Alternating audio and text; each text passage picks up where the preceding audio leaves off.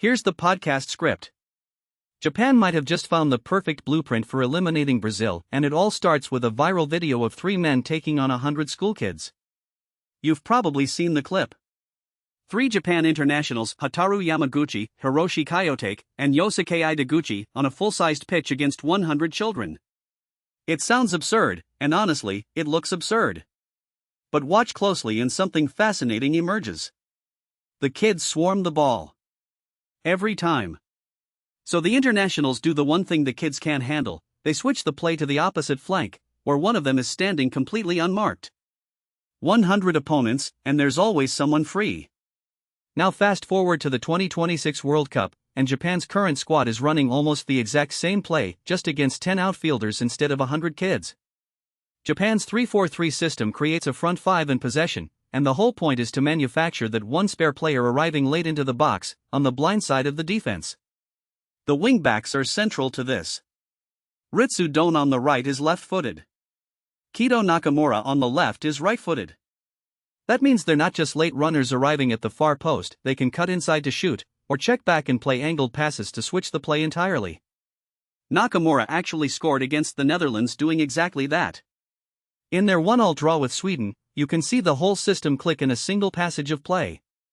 Daichi Kamada drifts wide left, cuts back, and crosses deep for wingback Yukinari Sugawara to attack on the volley. It drops just short. Sweden half clear, but only to Ao Tanaka, who immediately switches it back to the left where Kamada is waiting. He volleys it straight at the keeper. The chance doesn't go in, but the pattern is unmistakable. Japan always have someone at the far post, and they will always find him. So why does this matter so much ahead of their match with Brazil? Because Brazil's clearest weakness is at fullback. Right back Danilo is 34 years old and not the mobile, high-energy type Brazil usually fields there. Left back Douglas Santos has never been considered top class. In the center, Marquinhos and Gabriel are formidable. You don't want to test them aerially. But the idea is to take them out of the equation entirely. Switch the play past them. Target the flanks. The tactical puzzle for Carlo Ancelotti is this: other teams facing Japan have solved the front 5 problem by dropping a midfielder into the backline to form a 5-man defense. Against the Netherlands, Frenkie de Jong dropped in from midfield, which freed up the Dutch fullbacks to track Japan's runs. But who does that for Brazil? Does Casemiro play the de Jong role?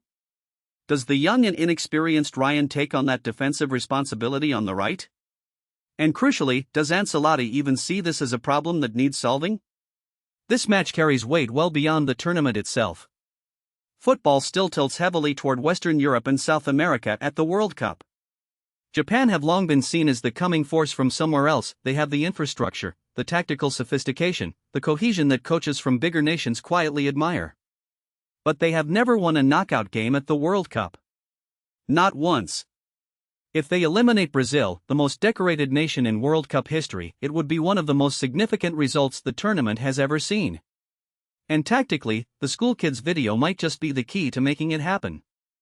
I'm signing off on that note because if Japan can figure out how to beat 100 kids, 10 Brazilian outfielders might just be a 10% problem.